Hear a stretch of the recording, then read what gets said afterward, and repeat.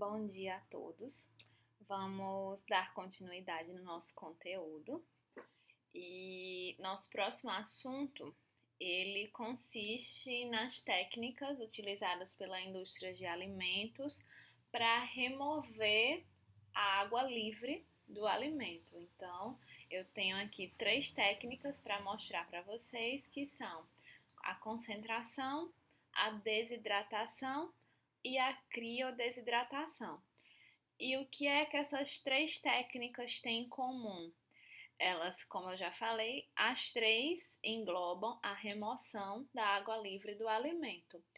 E de cara, digo a vocês que eu tenho uma delas que vai fazer a remoção parcial e tenho técnicas que vai levar à remoção de praticamente todo o conteúdo da água livre, ok? Então vamos lá, né? Esses métodos de criodesidratação, desidratação e concentração são métodos que se baseiam na remoção da umidade, como eu já tinha falado, e consequentemente na atividade de água. Então, isso vai ser uma técnica que vai vir a favorecer a estabilidade do meu alimento e ele vai também provocar mudanças comparadas à matéria-prima, que já me traz na vertente de um processamento. Eu já transformo uma matéria-prima em um produto aplicando uma dessas 3 técnicas. Então, se a gente diminui essa água livre do alimento, né, de qualquer produto alimentício, a gente vai retardar reações microbiológicas, porque o meio vai ficar desfavorável e, consequentemente, a gente está prolongando a vida de prateleira desse alimento, né? Nas técnicas, né, que eu tenho, uma delas é a concentração. Eu tenho nessa técnica a remoção de 1 a 2 terços do conteúdo total de água livre disponível para ser retirada. E aí, se eu tivesse em sala, eu perguntava a vocês: falar em concentração é a mesma coisa que eu falar em desidratação? Então, o que é que vocês acham? É muito provável que não, não é? Eu falei que a concentração, ela remove de 1 terço a 2 terços da água. Então, essa é a técnica que eu faço a remoção parcial da água livre. Então, na desidratação, que pode ser a desidratação pelo calor ou a crio, que é pelo frio, eu tenho como eliminar a água livre total, se eu permitir que isso aconteça. Certo? Nessas técnicas, né, de remoção de água, eu tenho uma redução de peso dos alimentos. Então, imaginem vocês, se eu vou levar leite in natura, eu tenho um certo volume, uma certa carga para levar. Se eu levo leite condensado ou doce de leite, eu estou levando, além de um produto com valor agregado, num peso menor. Então, eu consigo fazer um transporte de mais produto, né? Porque ele desidratado, ele perdeu peso. O caso de frutas também, né? Eu vou transportar uva, né? Mas além da fragilidade do fruto, eu tenho também um peso X que eu posso reduzir se eu mandar a uva passa, a uva desidratada. E essa técnica a gente faz com várias frutas para poder ter, né, evitar desperdício, para poder ter um produto diferenciado, evitando desperdício. Então, hoje você já encontra nesses tipos de mercados, nesses produtos que vendem no peso, você já encontra mix de frutas desidratadas, porque são vertentes que hoje a desidratação permite que você não perca o produto, que você não tenha desperdício, quando o produto in natura ele iria estragar rápido. Eu tenho, como eu estava falando, facilidade de transporte, obtenção de produtos de características peculiares, então eu transformo uma fruta num doce, né? Eu estou transformando o produto, eu estou agregando valor e eu estou facilitando o transporte e o armazenamento. E aí, como a gente já falou antes, né? Como eu vou aplicar geralmente calor, vou passar por um processo de modificação desse alimento, eu vou ter mudanças favoráveis e desfavoráveis, né? Então, se a gente mexe com calor, por exemplo, e o produto tem carboidrato, tem proteína, pode ser que aconteça uma reação de Maillard, então é por isso que o leite condensado ele já tem uma cor diferente do leite in natura, ele já tem um sabor diferente do leite in natura, ele já tem um aroma diferente do leite in natura. Então, por conta dessas modificações que também acompanham o processo. Eu não tenho apenas uma remoção de água, eu expus o alimento a uma condição que me deu essa retirada de água, mas eu coloquei o calor, eu coloquei pressão, então eu tenho modificações sensoriais também, além das estruturais nos alimentos. A primeira técnica é a de concentração por evaporação. E aí ela é chamada assim por quê? Porque ela vai envolver uma transferência simultânea de calor e de massa. O que isso quer dizer, uma transferência simultânea de calor e massa? Significa dizer que eu vou ter o calor agindo, removendo a água, e essa água não deixa de ser uma remoção de massa, né? Porque, como a gente falou, envolve diretamente a redução da massa do produto final. Então, toda a evaporação, ela vai secar o produto, ela vai diminuir o peso do produto. Isso acontece até em casa, quando você está cozinhando, quando você está fazendo um caldo, quando você está fazendo uma sopa, quando você está fazendo um doce, você percebe o produto ficando mais viscoso, mais grosso e em consequência, né, você vê a marquinha lá na panela do nível da água, do conteúdo de água descendo. Então, é por isso que a gente fala, envolve uma transferência de calor, porque lá na física, a gente para poder ter contato com a remoção de água por evaporação, tem que ter o calor sendo recebido pelo alimento até o ponto de evaporação da água, né? Que a temperatura ambiente é a 100 graus. Então, a água ela precisa chegar na temperatura de 100 graus para poder mudar de estado e virar vapor. E quando ela vira vapor, ela migra do alimento. Então você tem a transferência também de massa, ok? Com relação à mesma vertente que a gente vem conversando, também envolve na evaporação a remoção, só que parcial de água. Então, eu olho para um leite condensado, eu vejo que ele é mais viscoso que o leite. Se eu fosse fazer em casa, eu veria ele rendendo menos, ele perdendo o peso, não é?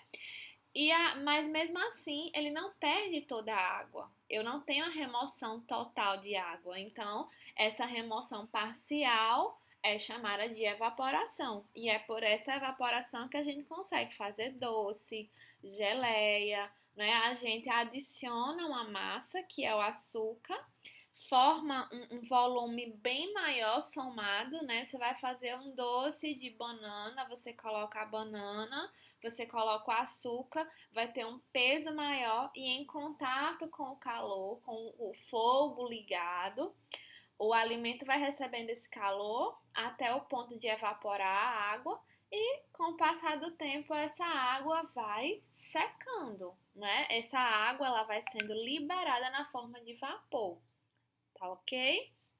E aí, este processo, como eu falei, é muito usado para transformar alimentos de consistência líquida em pastas, né? Doces, suco, açúcar, o processo do açúcar, do melaço, do açúcar mascavo, é essencialmente começa por uma evaporação, né? Então, tudo isso vai acontecendo até aquele ponto final que eu desejo, certinho? E aí eu pergunto a vocês: a gente evapora, a gente submete ao calor, a gente vai ter perdas? Muito provavelmente sim. A gente pode ter perda de aroma, né? Porque quando a água evapora, lá no processo de evaporação mesmo, no fornecimento de calor, existem algumas substânciazinhas que são solúveis em água e que têm um poder de se volatilizar. E aí elas somem junto com a água. Então é muito comum que alguns componentes, né, não só de aroma, gente, algumas vitaminas, elas saem, elas se oxidam.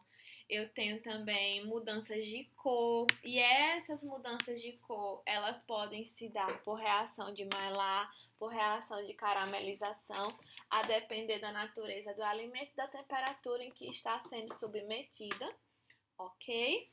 E eu vou ter N processos que eu posso fazer para evaporar o alimento, minimizando essas perdas. O processo mais tradicional é um processo que tem muitas perdas, mas tem alguns aprimoramentos que a gente pode fazer para evitar mais essas perdas.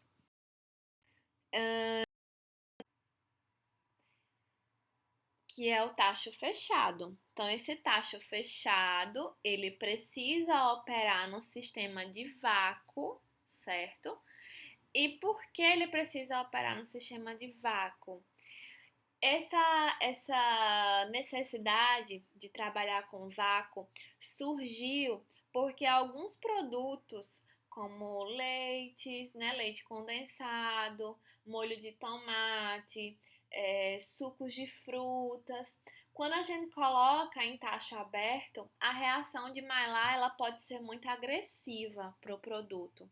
Então, pode dar um aroma indesejável e pior, modificar bastante a cor do produto. Então, a gente precisa, por exemplo, pasteurizar ou concentrar um suco, fazer um purê, fazer uma calda e até no processo de doce mesmo, mas você não quer que o produto fique totalmente escuro, como ficaria lá no tacho aberto. Então você usa o vácuo e o vácuo ele vai operar naquele sistema de lei dos gases, né? Lá na lei dos gases, na física, a pressão ela é proporcional à temperatura, né? Então, se eu aumento a pressão do meio, eu vou aumentar a temperatura de evaporação. E isso acontece, um exemplo disso é a panela de pressão, é a autoclave, né? Que vai fazer a evaporação da água a mais de 120 graus. Aqui é o inverso da panela de pressão. Quando eu faço vácuo, eu preciso tirar o oxigênio e aí eu diminuo a pressão, né? Quando eu diminuo a pressão, eu diminuo a temperatura que a água evaporaria. Isso acontece naturalmente em países como Bolívia, Equador. Você pode ver que países que têm uma altitude muito grande, quando tem jogo de futebol, os jogadores passam mal e tal, precisa de um respirador, porque não se adaptam bem à falta de ar, né? Porque tem menos oxigênio, a pressão é menor. Então, pense nesse sistema quando eu falar em vácuo, tá certo? Então, essa máquina aí é um tacho que ele tá todo fechado com uma bomba em cima. Todos esses sistemas são bombas aqui em cima do equipamento e essa bomba ela vai fazer o quê? Succionar o oxigênio e diminuir a pressão dentro desta panela, deste tacho, ok? Então, eu reduzo a minha pressão e agora eu regulo a minha pressão para que a água evapore abaixo de 100 graus. E esse abaixo de 100 graus eu posso regular para que ela seja uma temperatura em que a água evapore sem acontecer reação de Maillard. Então, eu consigo fazer a água evaporar a 60 graus. Eu consigo fazer a água evaporar a 55 graus. Então, isso acontece quando eu quero fazer uma concentração de um produto sensível. Sensível à cor, sensível a aroma, sensível a sabor. Então, a concentração ela vai ser em pressões reduzidas e permite tempo e temperatura menor para a operação. E aí, o sistema dentro ele vai ser o mesmo, vai ter um mexedor, né, uma hélice lá no meio que vai fazer a mistura, um agitador, e a parede que a gente chama a parede dupla, né? Que também é muito chamada na indústria de alimentos de parede encamisada, como se ela tivesse envolta por uma camisa de vapor. E é isso que acontece, ok? O que é que a gente também poderia fazer? Qual é a vantagem desse equipamento? Ele supre a minha deficiência do tacho, da questão das perdas, né, nutricionais. Mas ele tem uma desvantagem. Imagine você que quer fazer 1 tonelada de molho de tomate para fazer molho, né? E meu equipamento só pega 100 quilos por vez. Então eu tenho que fazer isso 10 vezes nesse equipamento aí. Já, professora, não existe nada que eu já poderia fazer com essa tonelada todinha de uma vez? Existe. Existe o processo contínuo, que você pode entrar com a quantidade que você quiser, que é o que eu vou mostrar no próximo slide. Que a gente chama, né, continuando, de evaporadores de múltiplos efeitos. O que é que a gente faz? A gente pega, né, são evaporadores. Imaginem vocês como se fossem tachos, como aquele do slide anterior, interligados. Essa foto seria um esquema como a gente interligaria eles. E eu vou ter dois fluidos aí. O primeiro é o meu alimento e o outro é o vapor de água para poder esquentar o alimento e evaporar a água, né? Então eu tenho a alimentação, que vai ser o alimento que vai ser evaporado, e o vapor. Então a gente organiza, interliga esses equipamentos para que eu não faça em um equipamento só uma evaporação inteira, para que eu faça de pedaços. Então, se eu começo com o meu produto com 90% de água e eu quero que ele termine com 30% de água, eu não preciso fazer essa secagem em um equipamento só. Eu faço por efeitos. Então vejam na figura, se eu quero começar em 90 e terminar em 30, eu posso fazer o primeiro efeito, ele vai sair de 90 e chegar a 75. O segundo efeito, ele vai pegar de 75 a 45. E o terceiro efeito, ele vai sair com 30. Então, isso faz com que eu consiga colocar grandes quantidades sem passar muito tempo e não queimar o meu produto e eu ainda teria uma constância, tá certo? Na engenharia, a gente pode organizar de duas formas esses equipamentos com relação à entrada e saída de fluidos. Eu posso fazer isso em correntes paralelas, que é o esquema da foto, né? Onde a alimentação e o vapor tá entrando no mesmo sentido. E eu posso fazer em contracorrente, em arranjo contrário, ou seja, o vapor novinho vai estar entrando em contato já com o produto saindo, para você poder manter a constância. Gente, isso aqui eu não cobro em prova, eu só mostro, tá certo? Como é que a gente poderia fazer esse sistema de evaporação. Então, aqui seria um arranjo onde eu poderia conectar vários tachos daquele a vácuo, por exemplo, certo? Eu também tenho outros, como esse do próximo slide. Esse do próximo slide, ele foi bem falado aí nos últimos tempos. Ele é o equipamento usado, né, lá na cerveja que teve aquele incidente que matou algumas pessoas em Minas Gerais, da Belo Horizontina, né? Que, diga-se de passagem, não tem nada a ver com equipamento. Foi uma substância que eles usavam para fazer o resfriamento e usavam essa máquina para resfriar. Então, essa máquina ela pode ser usada para resfriar e para aquecer. E a gente usa aqui nesse exemplo como um trocador de calor no sentido de evaporar o alimento. Então, esse trocador de calor ele é usado para pasteurizar e ele é usado para concentrar, onde o produto ele vai percorrendo essas plaquinhas.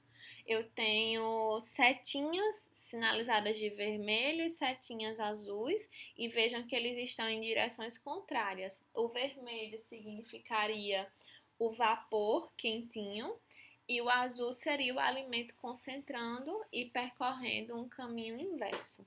Embora as placas sejam bem juntinhas, eles não têm contato. Você não mistura o vapor com o alimento.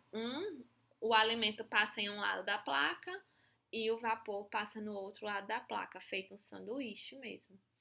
Pessoal, como eu falei, não cobro isso na prova, tá certo? O que é que eu quero que fique guardado aqui? O que significa a técnica de evaporação, né? Que é a remoção parcial de água, as vantagens, né? Questão de transporte, de peso, de modificação de matéria-prima em produto. Eu tenho novos produtos com a evaporação. Eu posso fazer doce, eu posso fazer geleia, eu posso fazer leite condensado, eu posso fazer uma concentração de um produto como um suco concentrado. E eu tenho como fazer isso na temperatura ambiente, eu tenho como fazer isso reduzindo a pressão, no intuito de minimizar as perdas. Então, é isso que eu quero que vocês fixem, ok? Eu vou passar para uma próxima técnica. Então, a partir de agora, eu vou mostrar a vocês uma técnica de desidratação, né? Então, a desidratação é uma técnica que remove toda a água do produto. Ali, até onde a gente estava vendo, era a remoção parcial. Agora eu tenho a remoção do conteúdo total de água livre, que é a desidratação. Ela pode ser chamada simplesmente desidratação, e aqui nesse caso eu apresento já com um prefixo, né, chamado de crio. E criodesidratação significa o processo em que eu vou desidratar o meu produto, só que pelo frio, tá bom? Então, por que que eu coloquei aqui? Para pegar a vertente que a gente está falando de perdas de nutrientes pelo calor. Então, uma das formas que eu consigo é fazer a criodesidratação, é eu remover a água em temperaturas muito baixas. E como eu falei, né, eu peguei essa sequência porque eu acabei de falar do vácuo. Então, eu vou precisar dele agora nesse conhecimento aqui que a gente vai construir. Então, vamos lá. A técnica de criodesidratação, ela é chamada popularmente de liofilização, que de popular ela não tem nada, porque é uma técnica que torna o alimento produzido por ele muito caro, né? Então, um alimento liofilizado comparado a um alimento que foi desidratado pelo calor é um alimento que custa muito caro. Então, a liofilização, ela vai ser assim chamada, né? Porque eu vou fazer a remoção total da água do meu alimento, só que agora com a água do meu alimento congelada. Então, a água no estado líquido, ela vira vapor e o processo seria a evaporação. Aqui na liofilização, eu congelo o alimento, eu vou ter um equipamento que vai conseguir fazer a passagem do alimento do estado sólido, gelo, diretamente para vapor. E esse processo de gelo, né, de sólido para vapor, é chamado de sublimação. Né? É o mesmo processo que acontece, por exemplo, com a naftalina que a gente coloca na gaveta. Só que a naftalina, ela é naturalmente sólida. Aqui, a água do meu produto, ela não é naturalmente sólida. Então, eu preciso congelar esse alimento para transformar a água em gelo. E este equipamento, chamado de liofilizador, vai fazer a remoção da água por sublimação. Então, é nisso que consiste a técnica. A água, em nenhum momento, o gelo vira água para depois evaporar. O gelo passa direto para vapor, ok? E isso acontece graças aos equipamentos chamados de liofilizadores. Então, nesse caso, eu tenho temperatura e pressão de vapor de água bem menor do que a do ponto triplo da água, né, que ocorre perto de 0 graus. Então, eu tenho algumas modificações no alimento, ele vai perder a água, só que ele vai ter algumas vantagens se eu fizer nesta técnica. Eu não vou ter grandes volumes de água, né? E aí eu vou ter modificações mínimas dos alimentos. Eu tinha lá na evaporação perdas, né, de componentes que se volatilizariam com a água quando ela estava se evaporando e perdas de vitaminas, perdas de nutrientes essenciais, porque podiam desnaturar, podiam volatilizar, podiam oxidar.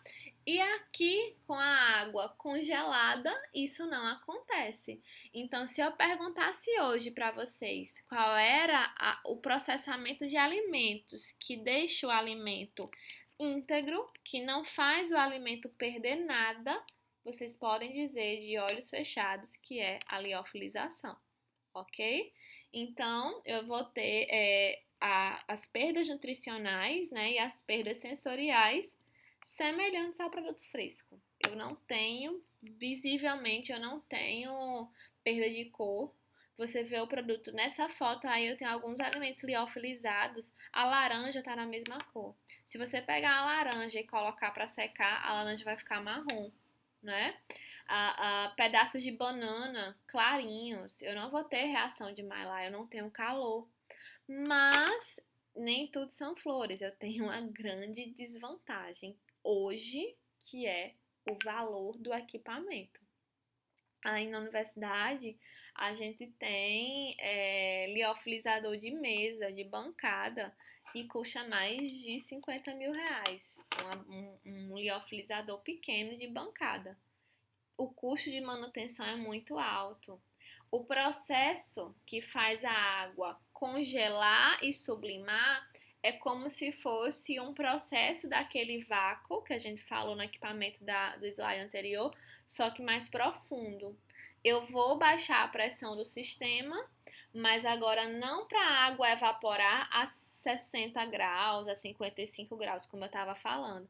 Eu vou baixar muito a pressão. Eu vou baixar cerca de 1000 vezes a pressão que a gente tem do ambiente.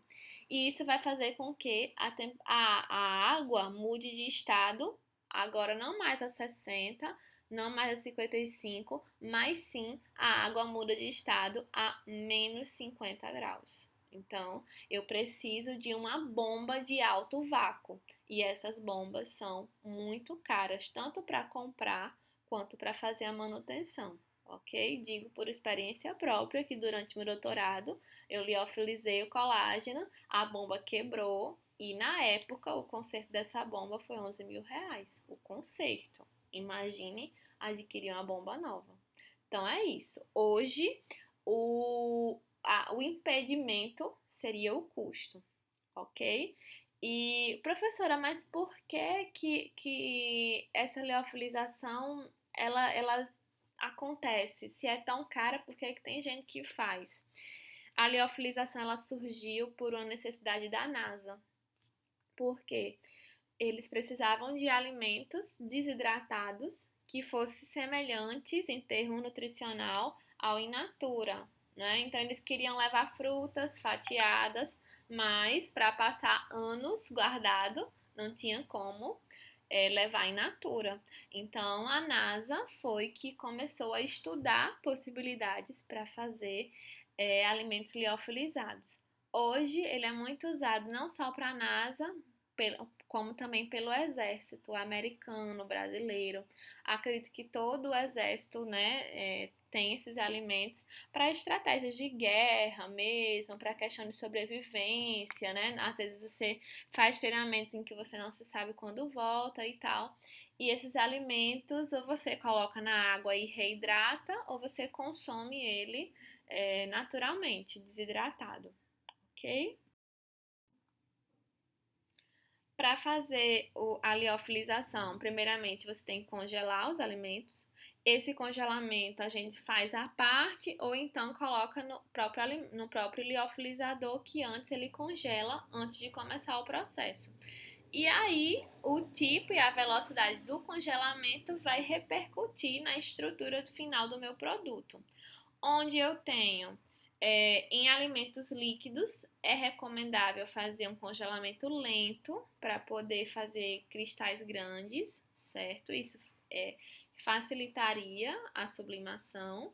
E para sólidos, congelamento rápido, porque eu quero, nesse caso, que os cristais fiquem pequenininhos para não romper a matriz do alimento, né? Às vezes um cristal muito grande, às vezes muda a estrutura do produto, remove a água e o produto fica modificado. E os liofilizadores, no laboratório de análise físico-química, vocês têm esse aparelho da esquerda, né? Que ele tem essa base, é uma câmara para congelar. Acoplada a essa máquina tem que ter uma bomba de vácuo. E esse outro da direita, ele pega mais produto. Ele tem uma portinha, como vocês estão vendo, e você introduz os alimentos nas bandejinhas. O do lado esquerdo, apesar de ter uma estrutura em cima maior, essa estrutura de cima, onde tem essa coluna e esses potinhos são espaços para guardar os alimentos, recomenda-se esses da garrafinha para colocar alimentos líquidos e essas bandejinhas para colocar alimentos sólidos, né? Você tem essa diferenciação. Tem uma válvulazinha em cima de cada garrafa dessa. Não sei se vocês estão vendo uma bolinha azul em cima de cada caninho, em cada garrafa. E você vai liberando a passagem do vácuo para poder sublimar. Congela do mesmo jeito e sublima do mesmo jeito, ok? Hoje em dia, a gente já consegue, apesar dos custos, perceber a liofilização presente em mais alimentos.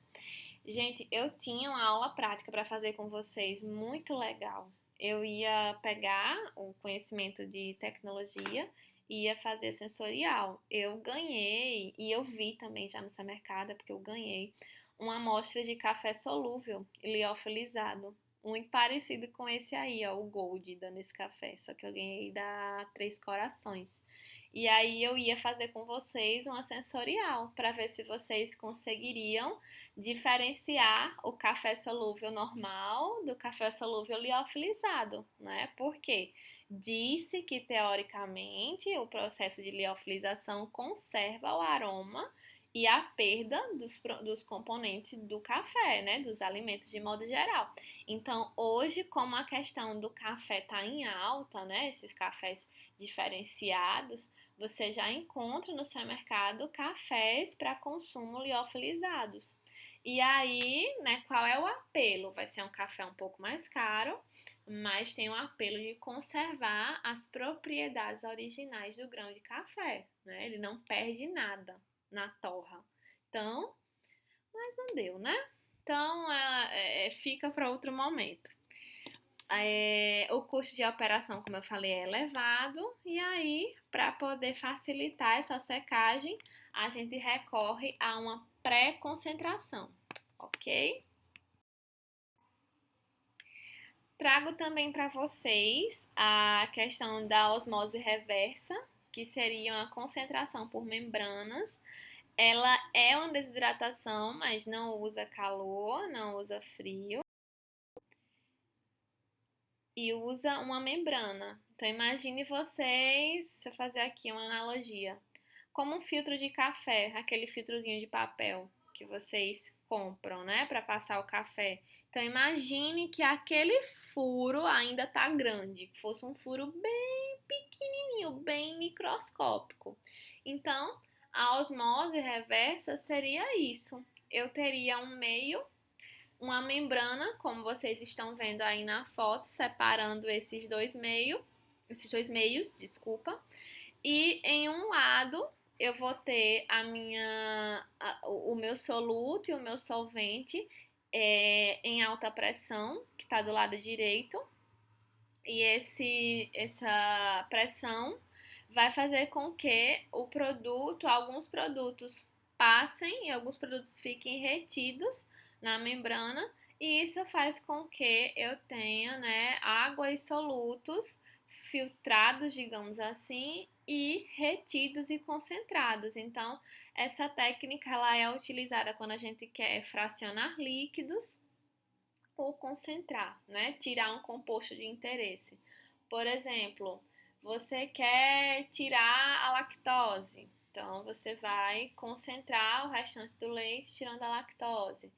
Você quer tirar a cafeína, então o da cafeína não é um bom exemplo, desculpa, mas o da lactose pode ser feito por membrana, tem indústrias que fazem isso com a vitamina C, por exemplo, para poder concentrar a vitamina C e você separar da polpa, no caso de acerola, por exemplo, de caju. E aí essa vitamina C ela é vendida pura para a indústria farmacêutica. Então, seria mais ou menos dessa forma, ok? Ok, encontrei isso na internet sobre seria mais o. Veja. Gente, a Siri acabou de falar comigo, desculpa. É... Me desconcentrei. Continuando, então a última técnica que eu vou mostrar aqui é a secagem, que é a desidratação na forma mais simples, que é você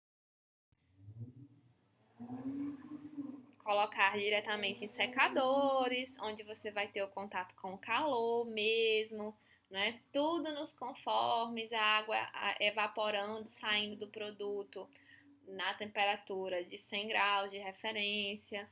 Então, na secagem, assim como a evaporação, eu tenho a transferência simultânea de calor e massa. Por quê?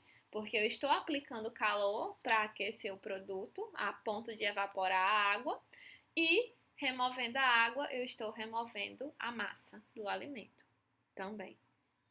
A secagem, ela deve ser entendida como a vaporização da água líquida para a fase gasosa. E aí, né, essa fase gasosa geralmente é o ar, onde esse vapor é liberado. E como eu falei, a diferença da secagem para a evaporação é porque na evaporação eu tiro uma parte da água e na secagem eu tiro tudo, todo o conteúdo de água livre. Quais são os meus objetivos? Aumentar a conservação dos meus alimentos, isso é o primeiro passo.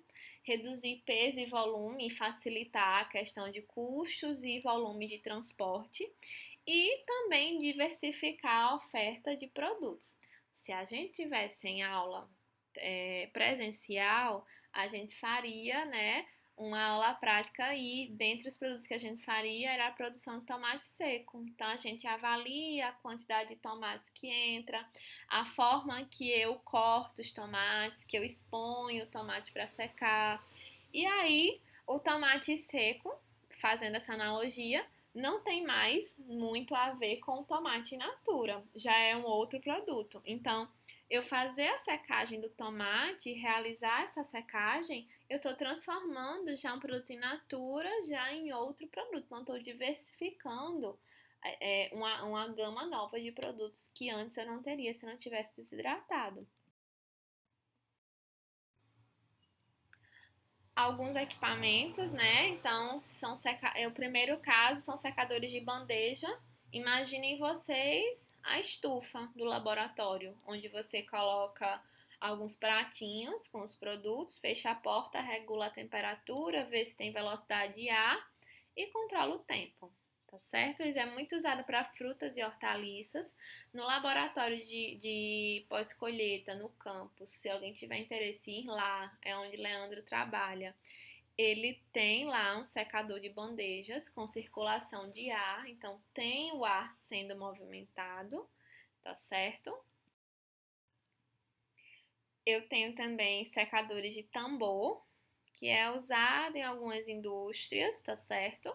Onde eu tenho esse vapor, a alimentação, o produto, ele pode vir no primeiro caso, onde tem dois tambores, a alimentação ela cai no meio, o tambor ele é bem quente e ele vai girando bem devagarzinho, né? Um contra o outro, ó, nessa primeira figura. Tá vendo que as setinhas estão uma contra a outra.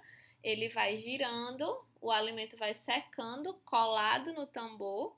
E lá em cima, nos dois tambores, tem faquinhas que vão raspando o alimento seco. E aí ele vai caindo.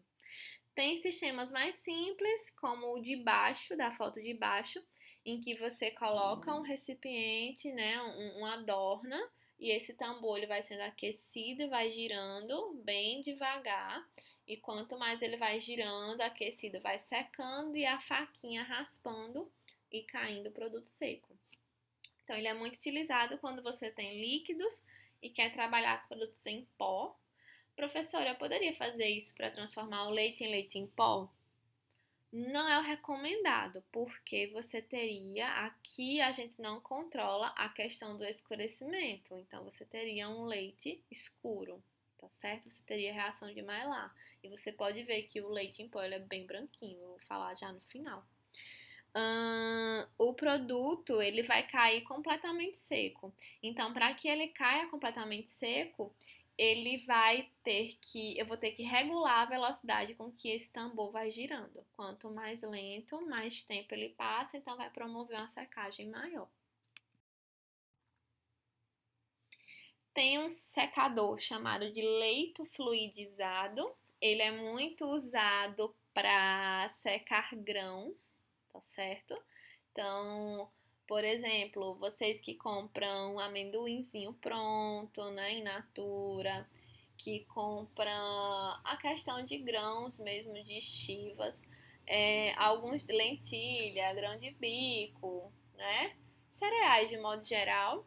Então, eles passam por lavagens, alguns desses cereais, e precisam ser secos, né? Então, o que é que faz? Eu sempre gosto de fazer a comparação desse equipamento com uma brincadeira que tem naquelas gincanas de passo-repassa, não sei se vocês lembram, se é do tempo de vocês, que fica uma pessoa, tem uma bolinha, e uma pessoa segurando um cano com ar e vai acompanhando esse cano, né, a bolinha com o cano. Se ele se distanciar o cano da bolinha, a bolinha cai no chão. A bolinha fica como se ela estivesse levitando, você com o cano de ar embaixo dela.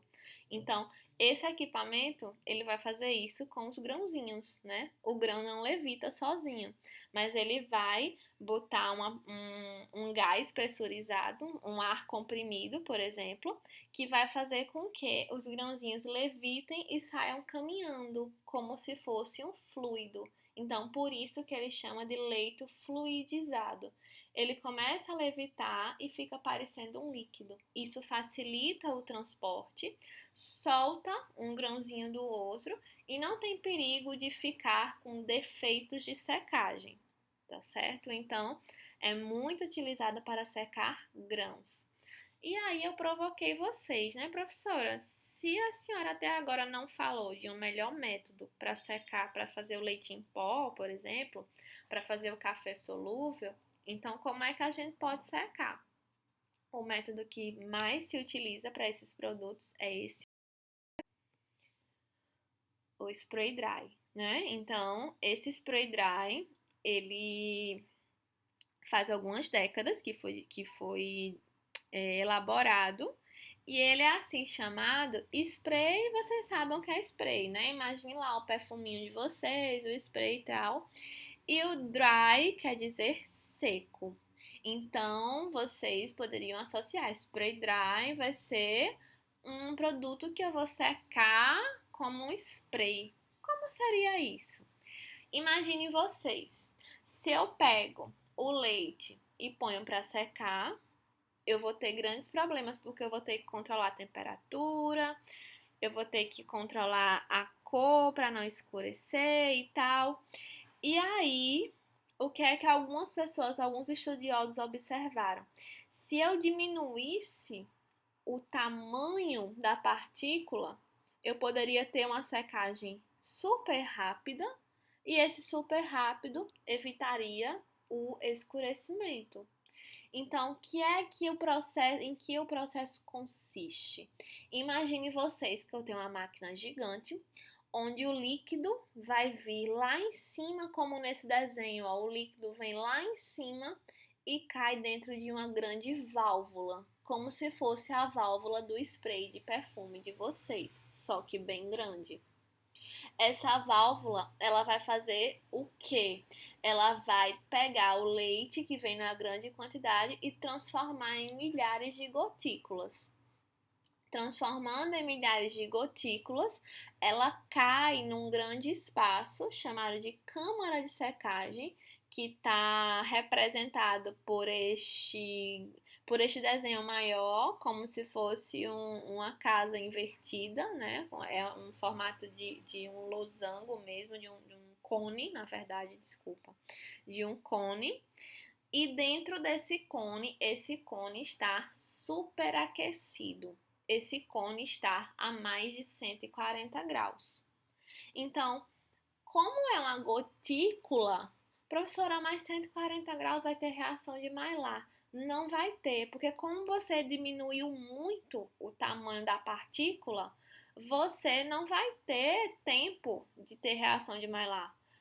A gotícula, ela vai secar agora em 3 segundos, né?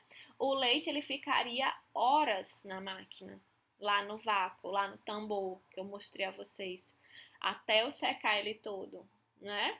Aqui não, o leite vem como uma carga, passa nesse vaporizador, nessa válvula spray gigante, é transformado em gotículas e essas gotinhas, essas gotículas, elas entram em contato nesse grande cone, que é essa câmara de secagem, e automaticamente, 3 segundinhos, a gota se transforma em um sólido e cai lá no final. Então, você vai colhendo o produto sequinho lá embaixo, tá certo? Então, é uma forma de você transformar líquidos em pó que são sensíveis. Então, hoje é um dos equipamentos mais utilizados, é o carro-chefe da transformação do leite em leite em pó e do café solúvel, tá certo? Eu vou mandar para vocês o link da fabricação do Nescafé, para vocês entenderem um pouquinho o processo, e vocês vão associar direitinho ao que eu estou falando. Aqui, para vocês verem, essa figurinha do lado esquerdo são tipos de válvula atomizadoras, que é o spray, né? A gente chama cientificamente de atomizador, por quê? Ele vai pegar um líquido e transformar em partículas, né? Que a gente chama de quase que atômica, mas não, tá bem longe de ser atômica. É só pelo fato da grande redução de um grande volume ser transformado em partículas. Então, essa válvula spray, a gente chama na indústria de atomizadores. E aqui eu vou tentar reproduzir aqui a animação de como seria a atomização, como seria o processo de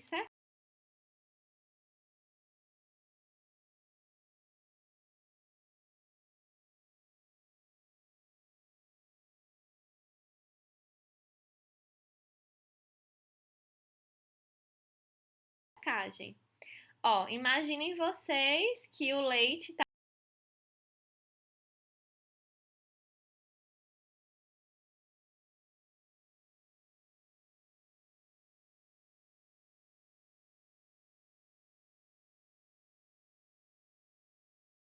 caindo, ó, nesses atomizadores. Então, em contato com esse cone aquecido, ele já cai na forma de pó, certo? Deixa eu fazer de novo para vocês verem. Essas tubulações anexas, ó, embaixo está sendo colhida, né, o pó. E essas tubulações anexas diz respeito a fornecimento de vapor para aquecer o ciclone, tá certo? Bem, gente, então é isso. Eu espero ter conseguido passar o conteúdo para vocês e a gente vai conversando, tá bom? E em breve a gente vai fazer algumas atividades, mas por agora não é isso. Eu vou passar alguns vídeos de referência e vamos marcar um momento para a gente fazer um bate-papo sobre esse conteúdo, ok? Muito obrigada e espero estar ajudando de alguma forma, né, para a gente sair dessa fase difícil. Grande beijo!